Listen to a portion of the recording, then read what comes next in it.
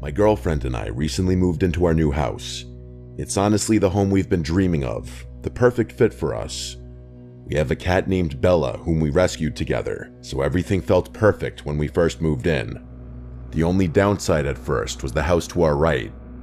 It looked abandoned, as the owner had started renovating it but never finished. The layout of the houses is such that on our right there's a space for the entrance to our back garden, and next to that is the abandoned house's entrance to its back garden. There's no fence separating the two, as the owner removed it to install a new one but never completed the job, leaving both back gardens with open access. Behind the abandoned house is another property separated by a fence. From what we could see, several young men lived there. Occasionally, when we returned home, we'd see them cutting through the neighbor's back garden to reach the front of the street. We didn't think much of it at first. Maybe they knew the owner and had permission. Fast forward to our first night in the new house. We were sitting in the back garden, enjoying the space, and looked up at the houses behind us, just out of curiosity. That's when we noticed a man staring blankly at us from a window. He wasn't hiding it, he made it very obvious. There was no expression on his face, and the room was dark, which made the whole thing even more unsettling. We assumed he was just curious about his new neighbors, but after half an hour of that blank stare, we decided to go inside. The next few days were normal. I went to work, and my fiancée continued unpacking. One night, we decided to sit in the garden again. It was dark, but we enjoyed looking at the stars and having deep conversations, until we heard the makeshift wooden board fence being moved. 3 men appeared, standing there, staring at us. "Are you okay?" I asked, knowing they wouldn't leave unless I said something. The youngest looking one, around 29, was holding a big bag, and we had no idea what was inside. He offered us some stolen washing up tablets, which we declined. I made a joke about it because the situation felt so awkward. He smiled and said okay, and then they left. What struck me was how they just let themselves into our garden without saying anything, like as if they had every right to be there. We went back inside, thinking it was a one-off, but it all started getting worse from there. They began helping themselves into our garden more often and acting in ways that were clearly meant to intimidate us. They would get into the next door house by lifting up the fence that separated the back gardens and walking through. I forgot to mention, my girlfriend and I are both 20 years old, so of course the idea that they might be trying to intimidate us as 2 young women was the first thing that crossed our minds. One day, while I was cleaning the front room, 2 police officers came around the side of our house and entered the abandoned garden. They lifted up the fence and looked around for a few minutes before leaving without saying anything. I thought it was strange, but continued with my day, assuming maybe the people next door were trouble. A few days later, the police knocked on our door. They explained that the house behind us was now vacant. The men had been kicked out for antisocial behavior, apparently not just towards us, but with other neighbors too. Honestly, we were relieved. Even though they hadn't physically done anything yet, it meant they wouldn't get the chance to escalate things. We continued settling into the house, but one day, while I was in the bath, I heard a loud bang outside. I quickly got dressed and ran to find my girlfriend. I found her recording something from our spare bedroom window, which faces the garden of the now empty house. I asked what was going on, but she shushed me. After a moment, she explained. A man we had never seen before pointed up at our bedroom window, and when she noticed him, he sprinted full speed toward our house. He tried our door handle on the way past, then ran back into the garden, threw the broken fence up, and started banging on all the windows of the empty house. We called the police immediately. They came, watched the video, took a statement, and left. We were shaken. Why would they try our door handle and then break into that house? What was he planning? A few nights later, while we were in bed, we heard whistling. The kind of whistle men use to harass women. It was 2:16 a.m. We listened quietly, and then heard someone tapping on our window.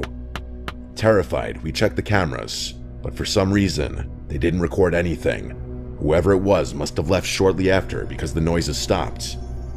We were too scared to sleep, so the next day, we went to my mom's and stayed the night. When we returned the following morning, we noticed our Ring doorbell had been removed and placed on the floor. The SD card was gone. Someone had clearly come back, and we knew who it was. Who else would do that? We called the police again, and they told us to keep all the doors and windows locked. The woman on the phone even said that the removal of the camera could be a sign that they were planning something, which terrified us even more. But at least she was honest. The whistling, banging, and attempts to re-enter the house continued for weeks. We made multiple police reports. They never tried our door again, so we hoped it was over. But 3 weeks later, while in bed watching funny clips from our camera, we checked the live feed. That's when we saw a man outside, wearing a black mask covering his mouth and nose, with his hood up, standing in front of our garden with his arms spread wide, like he was imitating Jesus on the cross. He stared up at our bedroom window with his head tilted. We froze. At the time, we had moved the camera inside the house, so it didn't record. We were so shaken we didn't even think to screen record. He then spoke, but we couldn't hear what he said. Then he turned around, walked to the opposite side of the street, and just stood there, staring at our house for about 30 minutes. We called the police again. They said it wasn't illegal to stare at someone's property and dismissed the whole thing, even when we told them what he did on our lawn. They made us feel like we were overreacting. We couldn't sleep for days. Any noise outside terrified us, even normal ones. Then, one night at 2:52 a.m., we got a notification. I woke my girlfriend and said, "Someone's outside, I know it. Please check the camera." She did, and there they were. 2 masked men coming from the side of our house, shining flashlights into our windows. One of them, the same man who had been harassing us, was holding what looked like a crowbar. Why us? What was the point of this? For days on end, he would stand across the street, pointing, waving, or shouting things up at our window. Every time we looked, he would stare blankly at us. It was clearly meant to scare us, and it worked. We kept contacting the police, but they've done very little. The harassment continues. We've got cameras now, and we record everything, but we feel powerless. Just earlier today, he stood outside again, staring up at us. We got it on video, and we're absolutely terrified, but we'll update if anything else happens.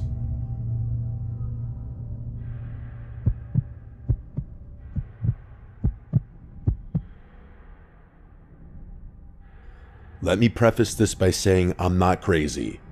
I know how this is going to sound, paranoid, unhinged, delusional, but I swear everything I'm about to tell you actually happened.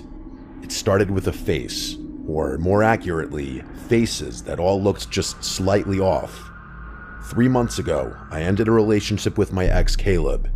We'd been together almost 2 years, and the breakup was long overdue. Caleb wasn't violent or anything, he never hit me, but he was controlling and possessive in that low-key and calculating kind of way. Perhaps the worst kind of way. He'd do things like track when I'm on my phone and quiz me on things I'd done that day to see if I'd give the same answer twice. After I left him, I changed my number, disabled my social media, and even moved apartments. I thought I was in the clear. Then came the barista. It was a Tuesday morning. I stopped by this little hole-in-the-wall coffee shop near my new place. I'd only been there once or twice.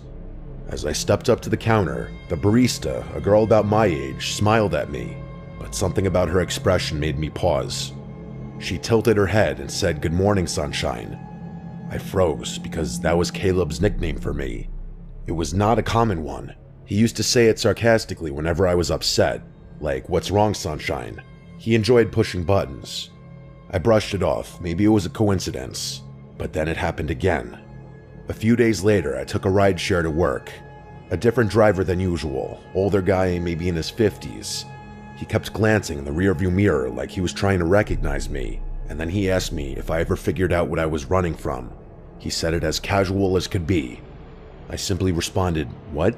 And he just chuckled and shook his head, like I was in on some joke. Caleb said that to me once. After I told him I needed time to figure myself out, he leaned in, dead serious, and asked, "Ever figure out what you're running from?" Now, 2 strangers have repeated things he said, word for word. It kept happening. A woman at the grocery store bumped into me and whispered, "You don't get to just disappear." A guy on the street said, "Still wearing your hair like that," as he passed. Another one, someone who worked in my building, said, "You always liked this song," while humming the exact tune Caleb used to play when we argued. It wasn't their faces that freaked me out, it was the way they looked at me. Like they knew me, or at least thought they did. They all had different faces, but their eyes all had the same expressions. I started thinking I was going crazy. I mean, what else could explain it? So I did something I wasn't proud of. I contacted Caleb. Not directly. I sent a message to his sister. I told her to tell him to stop. I figured maybe he hired a private investigator. Maybe he was stalking me or pulling strings, telling people things about me. I just wanted it to stop.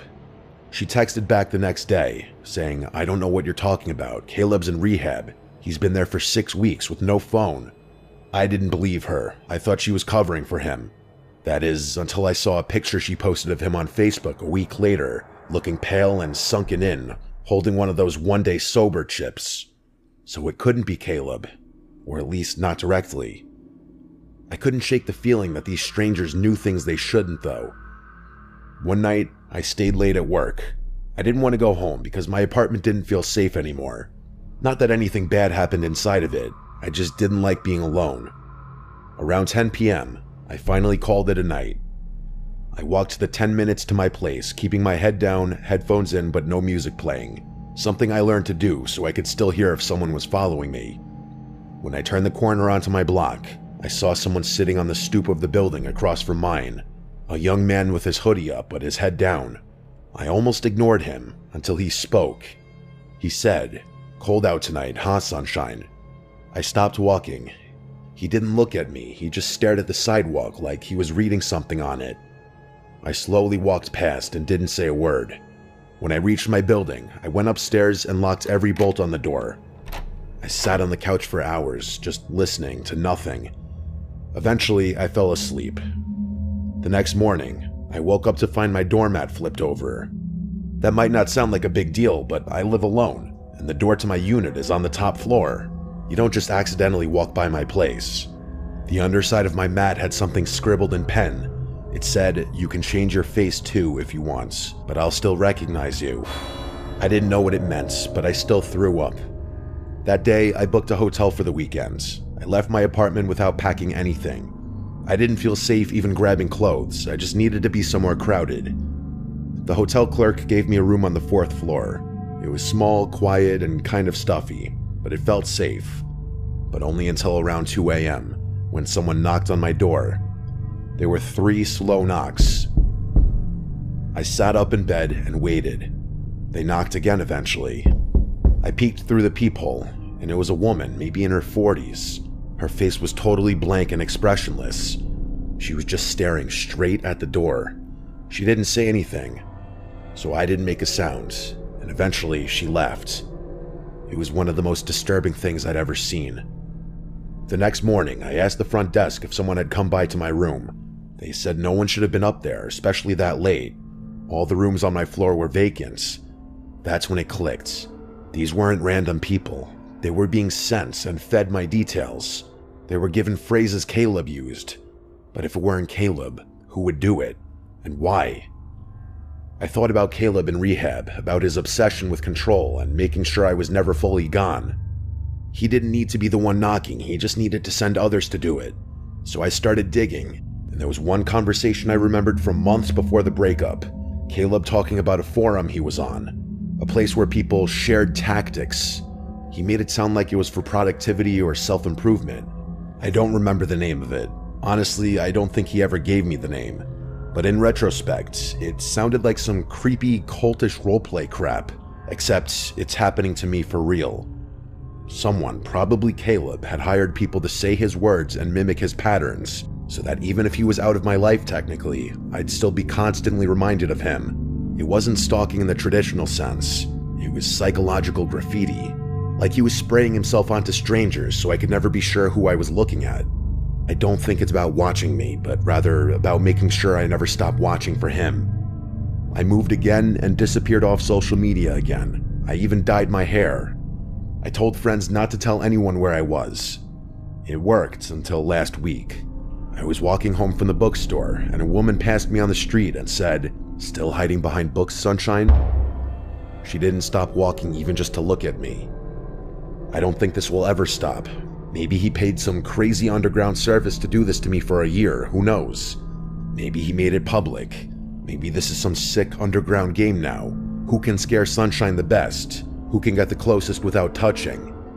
I can't trust anyone's face anymore.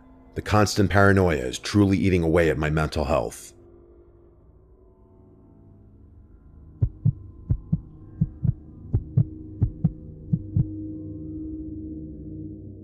My family is a group of homebodies that don't travel, so everyone was surprised when my aunt proposed a trip to one of Michigan's Great Lakes. We agreed, wanting to create new memories together.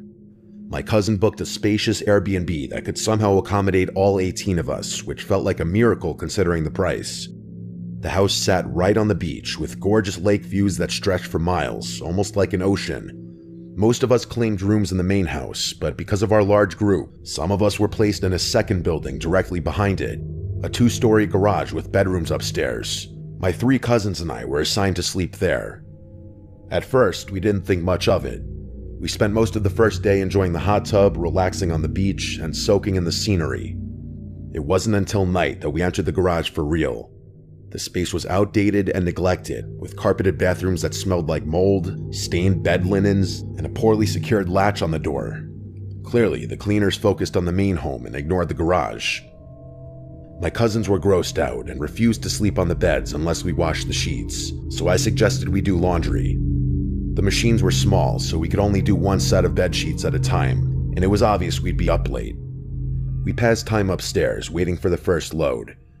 My cousin Maria complained about how we got stuck with the worst place, and as she spoke, I started to feel uneasy, like something bad was coming. I've had this feeling before, a rare kind of intuition that usually ends in a nightmare or something worse. I told my cousins to stay alert, and they listened, especially since we'd all experienced a break-in before when we lived in Detroit. Around midnight, the bell rang from the first floor, signaling the wash was done. I went downstairs alone, swapped the load into the dryer, and brought up the clean-smelling sheets. When my cousins saw how clean they were, they wanted their bedding washed too, so I kept going up and down between cycles doing everyone's sheets. At around 2:37 a.m., we were finally done. We made the beds and were too tired to stay up any longer. My cousin Nikki insisted we leave the light on, and while they all fell asleep quickly, I stayed up doing some schoolwork on my phone. I'm a light sleeper, something that stuck with me since the break-in, and I remained hyper-aware of my surroundings even while half asleep. Then, around 3 a.m., a loud bang hit the garage door, like someone had thrown their body against it. I sat up, startled, but my cousins didn't move. I tried telling myself it was just wind, though the noise was too heavy for that. Still, I stayed quiet and tried to sleep. But then it happened again, same deafening crash, this time shaking the garage door. The building trembled from the impact. I was fully awake now, watching the lamp-lit room as my cousins continued to sleep. No animal or gust of wind could cause that. 20 minutes later, the third boom hit. The garage shook again, and finally, 2 of my cousins bolted upright. I asked if they heard that, already knowing the answer. Nikki asked what that was, and I said I don't know, but this is the 3rd time I'm hearing it. We all agreed no wind could cause that sound. Nikki suggested texting her mom, my aunt, so we did. It was 4:11 a.m. when she responded, realizing something serious must be going on. She woke my uncle, who ran outside to check the property. We stayed upstairs, too afraid to move, until we heard knocking. It was my uncle at the door, and when we opened it, we saw him standing there with my dad and a few of our older male cousins. That's when I knew it was serious. There was no wind, no one playing around. My uncle told us to grab our things that were going to the main house. Then he said there was someone on the property, and that's what made my heart sink. I threw everything into my suitcase, and we all rushed out of the garage. Once inside the main house, most of the family woke up from the noise and commotion. We sat in the living room, trying to piece it all together. I told them about the first 2 loud crashes, and my cousins confirmed the third. My aunt explained that when my uncle went out to investigate, she followed him. He shouted "hey" at someone standing behind the garage. The door to the main house slammed behind her right then, and there was no wind to explain it. She feared someone might have slipped into the house, so she ran to wake my dad and cousins. After searching, no one else was found inside. Then my uncle described what he saw. A man stood behind the garage, not hiding or moving, but staring like he wanted to be seen. When my uncle called out, the man didn't flinch. He simply walked away and vanished, not into the darkness, but into thin air. The leaves on the ground didn't crunch, and there were no footsteps left behind. My uncle's not someone who makes up stories either. He's a serious, logical man, which made everything scarier. My brothers added that they found 2 jester cards, one in the main house and one in the garage. The one in the garage was twisted and demonic looking. One cousin pointed out that jesters symbolize mockery, and the loud sounds happened around 3 a.m., the so-called devil's hour. It was as if we were being taunted. My uncle had even checked for footprints, but saw only his and my cousin's, not the man's. Another cousin drove down the road during the incident to try and spot someone fleeing, but found no one. That day, no one returned to the garage. We squeezed into the main house, on floors, couches, anywhere there was room. My mom gave up her bed so we could sleep more comfortably. On the second night, she slept on a couch by the large windows and woke around 4 a.m. to footsteps on the porch. She didn't dare open her eyes. She was afraid of seeing someone looking in. Then she heard someone trying the basement door. It had a weak lock, and my brothers and male cousins were sleeping down there. The door rattled as someone tried to break in. My mom rushed to the basement, but by the time she reached the beachside entrance, no one was there, and all the boys were still fast asleep. That was our last night. Though we planned to stay until Tuesday, we left Monday instead. On the way home, we couldn't stop talking about what had happened. When my mom found out I had been going downstairs alone during laundry, she theorized that someone might have been watching me and thought I was alone in the garage. The time between my last trip downstairs and us going to sleep lined up way too well with the banging sounds. Theories started to form. Some of us thought it was a neighbor trying to scare us off. Others believed there was something paranormal, especially because of the jester cards. My aunt pointed out that a normal person would have run when my uncle spotted them, but this man didn't run. He just watched and disappeared. We contacted the Airbnb host, who claimed she'd review the footage from the camera above the garage door, but we never heard back. It made us wonder, did she know the man? Was he a neighbor? When we first arrived, my sister and cousin had walked the beach and passed a woman next door. She watched them coldly, without friendliness or a greeting, just an unfriendly gaze. The house was in the middle of nowhere, and we understood how constant Airbnb guests might annoy locals, but we were respectful. We didn't deserve what happened. This was our first family trip, and hopefully not our last, even after everything we went through.